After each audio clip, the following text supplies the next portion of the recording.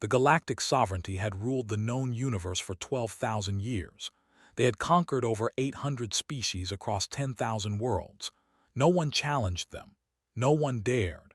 Their fleets were endless, their technology was supreme, and their authority was absolute. When they demanded tribute from a new species, that species paid. When they demanded surrender, that species surrendered. This was the natural order of things. So when the small blue planet called Earth refused to bow, the sovereignty found it amusing rather than threatening. Commander of the Dominion stood before the High Council in the great chamber on their capital world. He was tall even by standards, with 4 eyes that gleamed like polished obsidian and scales that shimmered between purple and black. He had conquered 11 species in his career. He had never lost a single battle. "The humans have rejected our terms," he announced to the council. Their ambassador delivered their response personally. "She told us to, and I quote her exact words, go straight to hell." Laughter rippled through the chamber. The council members, ancient beings who had seen empires rise and fall, found this genuinely entertaining. A primitive species from a backwater system had just insulted the greatest power in the galaxy. "What do we know about these humans?" asked High Chancellor, an elderly whose scales had faded to pale gray. "They are a Class 7 species," replied. "Their planet has crushing gravity, a poisonous oxygen atmosphere, and extremely hostile native life. They achieved faster-than-light travel only 3 centuries ago. Their technology is primitive by our standards. They have approximately 800 warships." "And how many ships do you require to subdue them?" Made a gesture of casual dismissal. "I will take the Third Fleet. 40,000 vessels should be more than sufficient. I expect the campaign to last no more than 2 weeks." The council approved his request without debate. It was, after all, a minor matter, just another primitive species that needed to learn its place. 12,000 light-years away, Admiral received the declaration of war aboard the USS Valor while orbiting Mars. She was a small woman of 53 years, with gray streaks running through her dark hair and calm brown eyes that had seen 3 decades of military service. She had fought pirates in the outer colonies. She had negotiated with hostile alien traders. She had buried friends and sent young soldiers to their deaths. Nothing surprised her anymore. She read the sovereignty's declaration twice. It was arrogant, condescending, and filled with threats. Humanity was given 7 standard days to surrender unconditionally. Failure to comply would result in the complete destruction of human civilization. "Charming," said quietly. She handed the document to her executive officer, Commander Danny. Danny was younger than her by 15 years, a tall man with a serious face and quick mind. He read the declaration, and his expression grew darker with each line. "They are giving us a week to surrender everything," he said. "Our worlds, our freedom, our future." "Yes. Our intelligence estimates their invasion fleet at 40,000 vessels, Admiral. We have 800. Turned away from him and looked out the viewport. Earth hung in the distance, a small blue marble against the infinite black. She had been born on that planet. Her children lived there. Her were learning to walk on its surface. "Contact Fleet Command," she said. "Tell Admiral that I am requesting an immediate strategy session. We need every ship we have." "Admiral, the numbers are impossible. Even if we fight perfectly, we cannot win a straight battle." Smiled, and there was something cold in that smile, something ancient and dangerous. "Then we will not fight a straight battle, Commander. Humans have never fought fair when our survival was at stake. We are not going to start now." She spent the next 6 hours in communication with Earth's military leadership. The conversations were grim but focused. There was no panic, no despair. The men and women who led humanity's defense forces had studied history. They knew what their ancestors had accomplished against impossible odds. General Sam Martinez, the Supreme Commander of Earth's ground forces, spoke plainly during the final conference. "We cannot match their numbers. We cannot match their technology. but we can make them pay for every inch of space they take. We can bleed them. We can make this war so costly that even victory becomes defeat. The sovereignty has never faced a species that refused to surrender, Admiral added. He was an old man with white hair and sharp eyes. They expect us to fold after the first engagement. They do not understand what we are. Then we will teach them, said. The preparations began immediately. Human engineers worked around the clock, converting civilian ships into weapons platforms, seeding the outer system with millions of automated mines, establishing hidden bases in the asteroid belt. Scientists who had spent their careers studying alien technology now focused on finding weaknesses in ship designs. On Earth, the population was informed of the coming war. There was fear, yes. There was anger, but there was also something else, something that the sovereignty had never encountered in their 12,000 years of conquest. There was defiance. Volunteers flooded military recruitment centers. Factories shifted to wartime production. Families said goodbye to sons and daughters who might never return. And everywhere, on every world and station and ship, humans prepared to fight. Stood on the bridge of the Valor as the final preparations were completed. Her crew moved around her with quiet efficiency, each person focused on their tasks. They were afraid. She could see it in their eyes, but they were also determined. Admiral, Danny said, approaching her with a data pad. The Third Fleet has entered sensor range. They will arrive in the outer system within 72 hours. Took the data pad and studied the enemy formation. 40,000 ships arranged in perfect geometric patterns, advancing with the confidence of an army that had never known defeat. Signal all commands, she said. Operation Welcome Mat is now active. Yes, Admiral. Looked out at the stars one last time. Somewhere out there, an alien commander was expecting an easy victory. He was expecting a primitive species to crumble at the first sign of force. He had no idea what was waiting for him. The humans were not going to surrender. They were not going to run. They were going to fight with everything they had, and they were going to make the sovereignty understand a simple truth. Going to war with was a really, really bad idea. The first battle of the human sovereignty war was about to begin. The Third Fleet dropped out of hyperspace at the edge of the Sol system with perfect precision. 40,000 warships arranged in battle formation, their hulls gleaming under distant starlight. It was a display of overwhelming force designed to crush any hope of resistance before the fighting even began. Fleet Commander L stood on the bridge of his flagship, the Eternal Blade. He was a veteran of 6 conquest campaigns, decorated by the High Council itself. His 4 eyes scanned the sensor displays with practiced ease, searching for the enemy fleet that should have been waiting to meet him. He found nothing.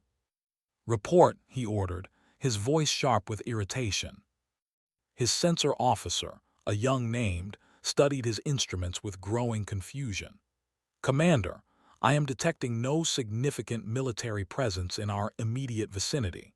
There are power signatures near the 4th planet and scattered readings throughout the asteroid belt, but no organized fleet formation. They are hiding, El said with contempt. The cowards have scattered like prey animals. Very well, we will hunt them down one by one. All ships advance in standard conquest formation. The fleet moved forward, engines burning bright against the darkness. They crossed the outer boundary of the system and continued toward the inner planets where the human waited. The first mine detonated without warning. It was a small device, no larger than a cargo container, hidden among the debris of the outer system. When the destroyer passed within range, the mine's sensors activated, and it launched itself at the ship's hull with terrifying speed. The explosion tore the destroyer in half. Before El could even process what had happened, more detonations erupted across his formation. Mines were everywhere, hidden in asteroid shadows, drifting in seemingly empty space, buried in cosmic dust clouds. They were crude weapons by galactic standards, simple antimatter charges with basic targeting systems. But there were millions of them. Evasive action, El screamed. All ships evasive action now. But his fleet was too large and too tightly packed. Ships collided with each other trying to avoid the mines. Others flew directly into new mine fields while fleeing from the ones behind them. In the chaos, discipline collapsed. Captains gave conflicting orders. Crews panicked. 47 ships died in the first 15 minutes. Lieutenant Chris Hawkins watched the destruction from his position aboard the stealth frigate Nightfall. He was 26 years old, with short brown hair and the steady hands of a fighter pilot. His ship was one of 20 small vessels that had been hiding in the asteroid belt for 3 days, running silent, waiting for this exact moment. "Alpha Wing, this is Nightfall," he said into his comm. "The enemy has stopped advancing. They are trying to reorganize, execute Phase 2. The 20 human ships emerged from the asteroid shadows like ghosts. They had been painted black and equipped with heat-dampening systems that made them nearly invisible to sensors. They approached the enemy fleet from behind, slipping through gaps in the confused formation.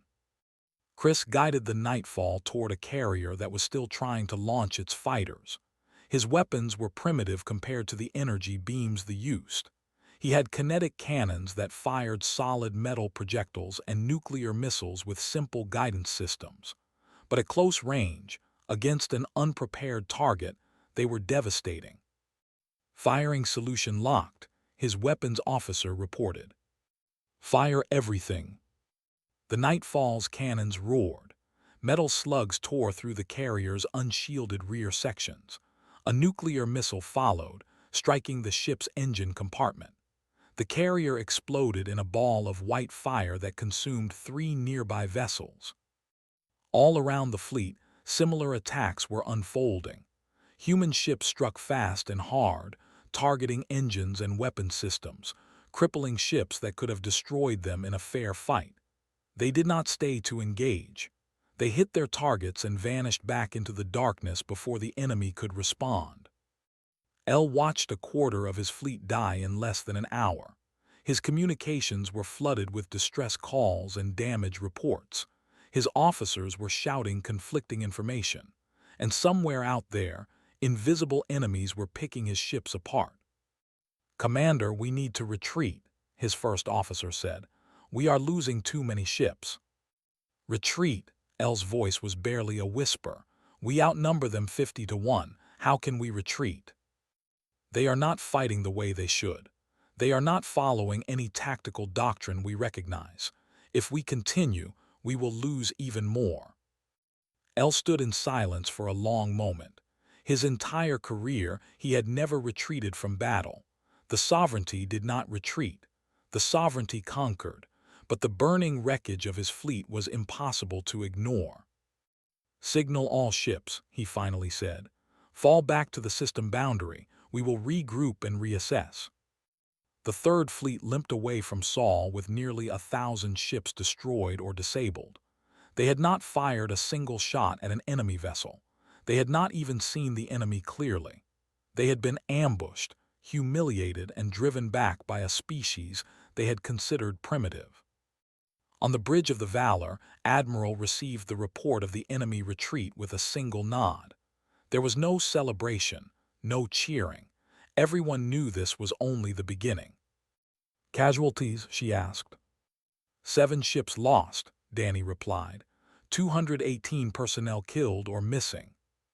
Closed her eyes for a moment. 218 families would receive terrible news today. 218 lives ended in the first engagement of a war that was far from over.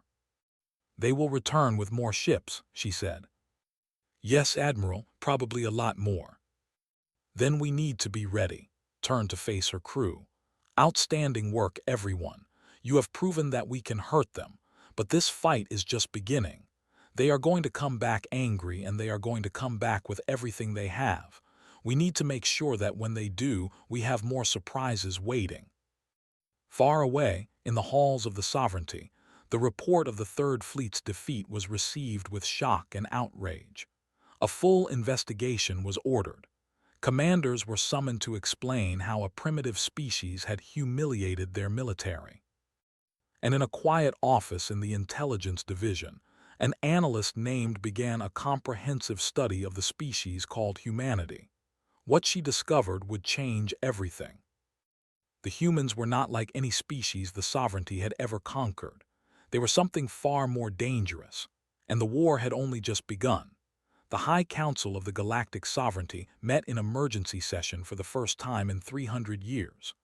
The Great Chamber was filled with representatives from a dozen species, all of them subjects of the Dominion, all of them watching in stunned silence as Fleet Commander L presented his report. "We lost 947 vessels," L said, his voice flat and emotionless.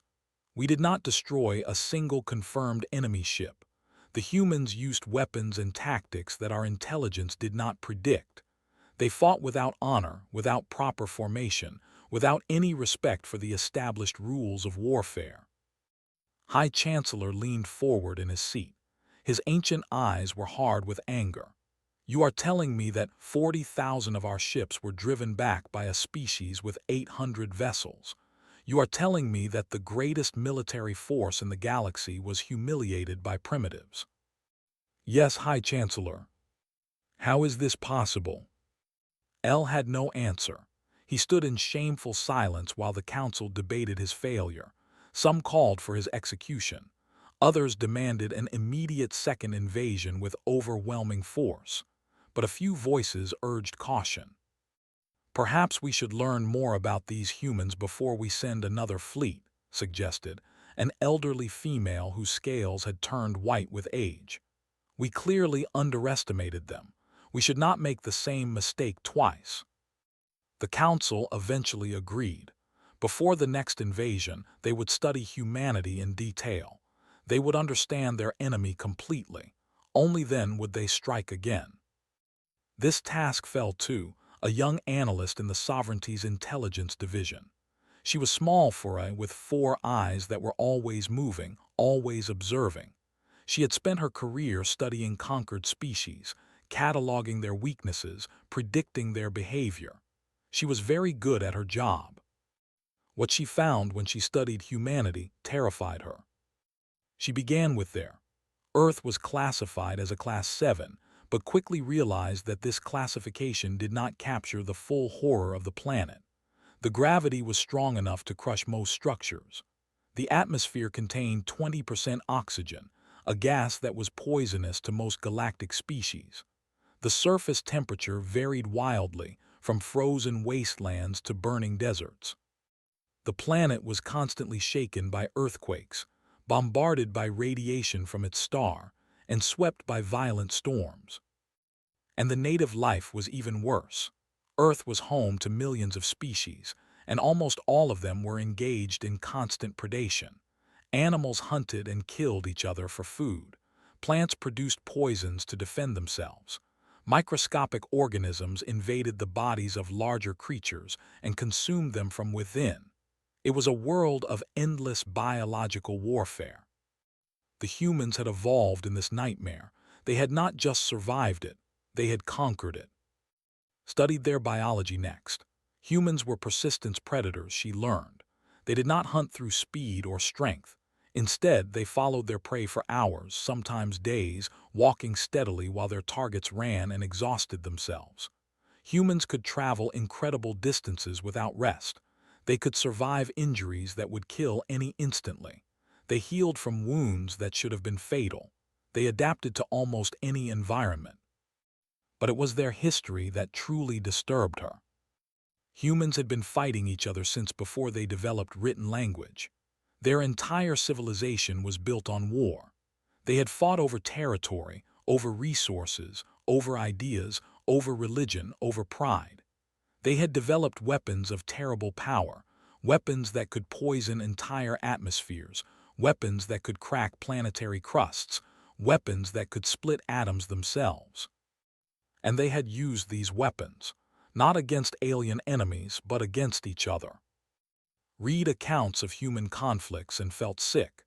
They had killed millions of their own kind in single wars. They had committed acts of brutality that made conquest campaigns look gentle by comparison. And after each war, they rebuilt and prepared for the next one. They are insane, whispered to herself as she reviewed the data. They are completely insane. But there was more. Humans had a psychological trait that no other species possessed. They called it spite. When faced with certain defeat, when logic and reason demanded surrender, humans would often choose to fight anyway.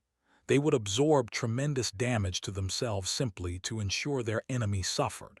They would destroy their own resources rather than let an invader claim them. They would die rather than submit. Compiled her findings into a report and presented it to the High Council with trembling hands. She explained human endurance, their creativity, their pack-bonding instincts that made them fight ferociously for their companions. She showed them records of human soldiers charging enemy positions with no hope of survival, simply to buy time for their friends to escape. They do not think like us, she told the council. When we conquer a species, that species calculates the odds and surrenders when resistance becomes pointless. Humans do not make this calculation. Resistance is never pointless to them. Fighting is not a means to an end. Fighting is the end itself. The council chamber was silent when she finished. "What is your recommendation?" High Chancellor finally asked. Took a deep breath. "We should negotiate. We should offer the humans a fair treaty that allows them to keep their independence. The cost of conquering them will be far greater than any benefit we might gain." Stared at her for a long moment. Then he made a dismissive gesture. "We have committed too much to retreat now. The sovereignty does not negotiate with primitive species. It does not show weakness. The 10th Fleet is already being assembled. This time, we will send 200,000 ships. We will crush them with overwhelming force." Wanted to argue. She wanted to explain that more ships would not solve the problem, that humans would simply fight harder against a larger enemy. But she was a junior analyst speaking to the most powerful beings in the galaxy. Her voice did not matter. "As you command, High Chancellor," she said.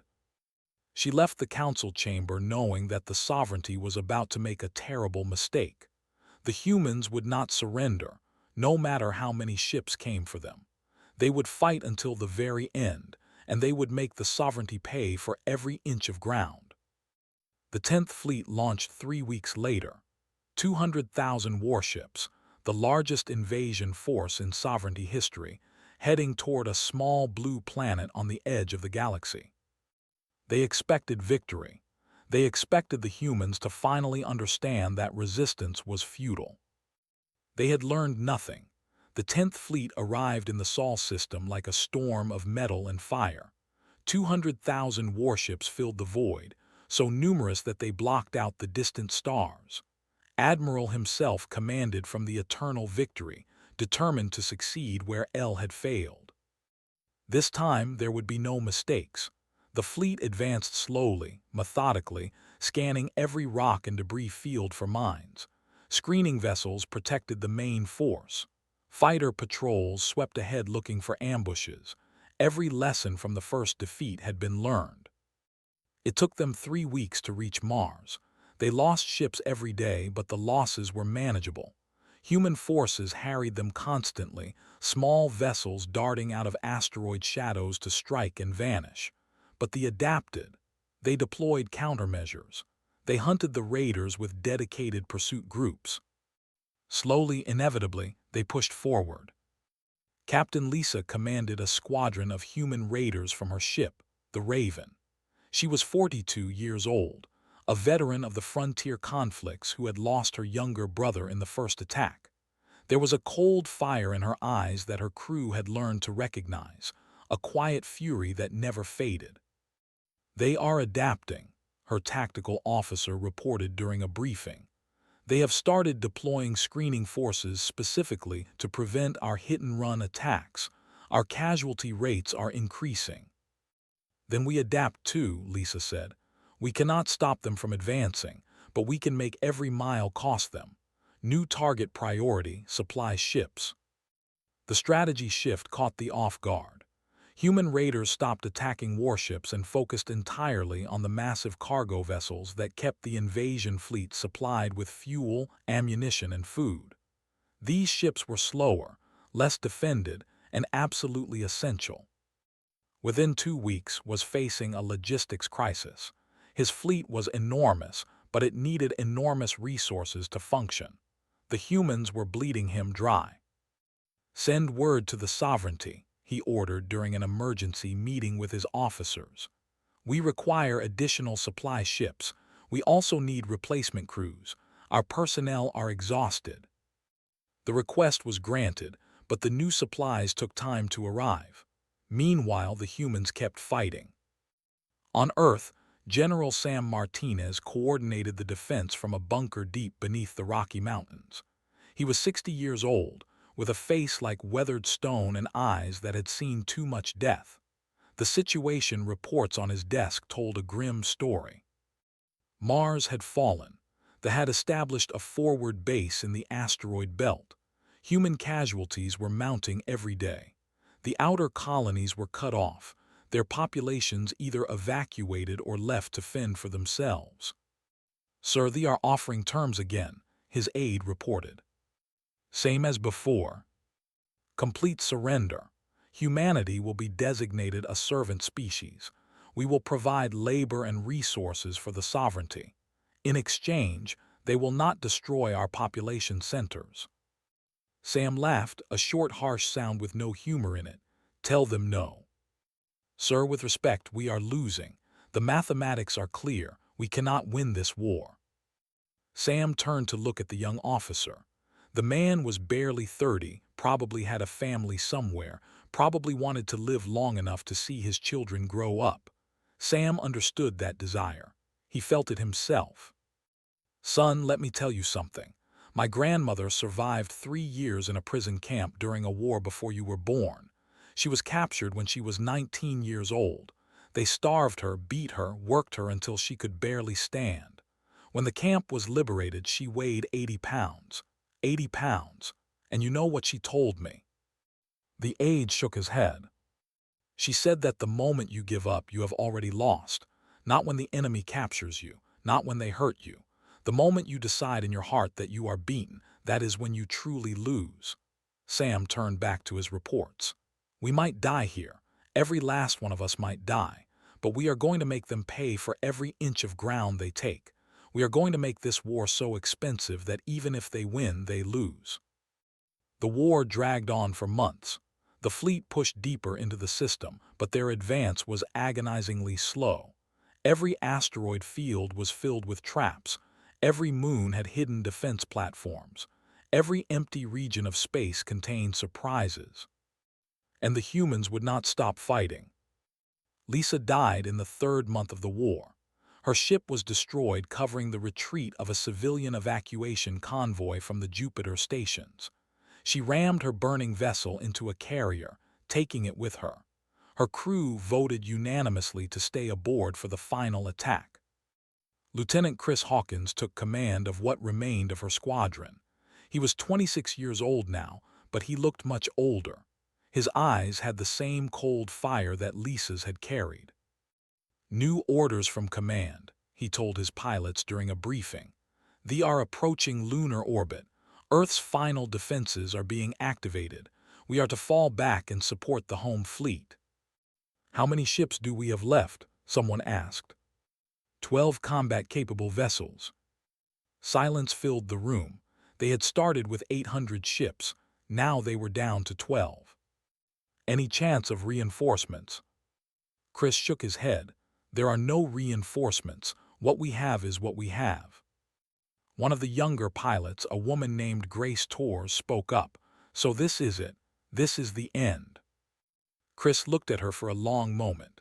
Then he smiled, and it was the same cold smile that Admiral had shown at the beginning of the war. "Maybe," he said. "But if it is the end, we are going to make sure they remember us. We are going to make sure that for the next 1,000 years, whenever someone talks about going to war with humans, they remember what happened here. They remember the price." The final battle for Earth was about to begin. The humans were outnumbered and out of options, but they were not beaten. They would never be beaten. Not until the very last one of them was dead. 6 months into the war, they had conquered everything except Earth itself. Mars was occupied. The lunar bases were destroyed. The outer colonies were silent ruins drifting in the void.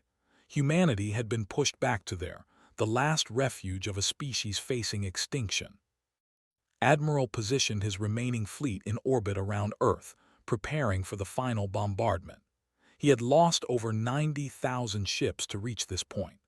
90,000 vessels destroyed by a species that should have surrendered after the first engagement. His crew was exhausted. His officers were demoralized. The war that should have lasted weeks had dragged on for half a year. And still the humans refused to yield. Admiral stood on the bridge of the Valor, one of only 12 human warships still operational. Her uniform was torn and stained. Her face was gaunt from lack of sleep. She had lost friends, colleagues, and thousands of personnel under her command. But her eyes were still clear, still focused, still burning with quiet determination. "Status report," she said. Commander Danny approached her with a data pad. He looked as exhausted as she felt. "The orbital defense platforms are fully charged and ready. The ground-based systems are online. All civilian populations have been moved to the deep shelters." And Operation Prometheus. Green across the board. All batteries are manned and awaiting your command. Nodded slowly. This was the secret they had kept for the entire war. While their fleets had fought and died in space, engineers on Earth had been building something unprecedented. Thousands of electromagnetic cannons hidden beneath the planet's surface, capable of accelerating tungsten projectiles to a significant fraction of light speed. They called them mass drivers. They called the plan Operation Prometheus. "Open a channel to the flagship," ordered. The communication was established within seconds. Admiral's 4 eyes appeared on the screen, gleaming with predatory satisfaction. "Human Commander," he said, "I am pleased you wish to speak. Have you finally decided to surrender? I may still show mercy if you submit now." Smiled, and there was nothing warm in that expression. "No surrender. I just wanted to speak with you before the end." Made a dismissive gesture. "Then speak. It will be your last words." "You should have listened to your analyst, the one who recommended negotiation." The Admiral froze. His 4 eyes blinked in rapid succession. "How do you know about that?" "We have been listening to your communication since week 2 of this war. Your encryption is not as sophisticated as you believe." Leaned forward slightly. "She was right, you know. That was her name, was it not? She understood what we are. She understood that conquering us would cost more than we were worth. But your council did not listen. Your High Chancellor was too proud to negotiate with primitives." "You are bluffing." "Am I? You came here expecting an easy victory. Instead, you have spent 6 months grinding against a species that evolved on a world that tried to kill them every single day. You have lost 90,000 ships. Your supply lines are in ruins. Your crews are exhausted and frightened, and you still have not beaten us." Scales darkened with anger. "You have 12 ships. Earth will fall within the hour." "Perhaps," said, "but here is what is going to happen first." She pressed a button on her command console. Across the surface of Earth, thousands of concealed hatches opened simultaneously. The mass drivers that had been hidden beneath mountains and plains and ocean floors began to fire. Their projectiles were simple tungsten rods, each one weighing several tons, but they were traveling at speeds that made them more destructive than any nuclear weapon. The first projectiles struck the fleet 7 seconds later. Ships did not explode. They simply ceased to exist. The kinetic energy of the impacts was so massive that vessels were torn apart at the molecular level. The Eternal Victory's flagship took 3 direct hits. That had conquered a dozen species was vaporized in less than a second. The bombardment lasted for 4 minutes. When it stopped, The fleet had been reduced to scattered debris. 30,000 ships survived out of 200,000. They fled toward the edge of the system in complete disorder, their command structure destroyed, their will to fight broken. No one pursued them. The humans had nothing left to pursue with. On Earth, the news spread slowly at first, then faster as communications were restored. They were retreating. The invasion had been stopped. Humanity had survived. There was no celebration. The cost had been too high for celebration. Billions were dead. Entire colonies had been wiped out. The infrastructure of human civilization was in ruins. It would take generations to rebuild. But they had survived. The peace treaty was signed 3 weeks later. The galactic sovereignty, for the first time in 12,000 years, agreed to recognize a species as an equal rather than a subject. Human space was declared off-limits to sovereignty forces. Trade relations would be established on fair terms. There would be no tribute, no submission, no designation as a servant species. The humans had won. 20 years later, the analyst published her memoirs. She had been quietly promoted after the war, her warnings vindicated by the catastrophic defeat. Her book became required reading at sovereignty military academies throughout the galaxy. In the final chapter, she wrote a passage that would be quoted for centuries. We made a fundamental error in our assessment of humanity. We looked at their technology and saw primitives. We looked at their numbers and saw easy prey. We looked at their planet and saw a barbaric not worth conquering. We failed to look at what that had created. Earth is not just a dangerous planet. It is a factory that produces the most dangerous thing in the universe. Creatures who have been fighting for survival since the moment they learned to walk. Creatures who do not surrender, who do not yield, who would rather die than submit. Creatures who have spent their entire existence at war with their world and with each other, and who emerged from that crucible harder and more determined than any species the sovereignty has ever encountered. The lesson is simple. Do not go to war with, you might win, but the price of victory will be more than you can ever afford to pay. It will break your fleets, exhaust your resources, and haunt your nightmares for generations. Let humanity be, trade with them, respect them, but never ever try to conquer them, because they will make you regret it. The Sol system was never invaded again. And somewhere in the rebuilt cities of Earth, the children of survivors grew up hearing stories about the war. They learned about the heroes who had fought and died to protect them. They learned about persistence, about defiance, about the power of refusing to give up. They learned what it meant to be human. And they never forgot.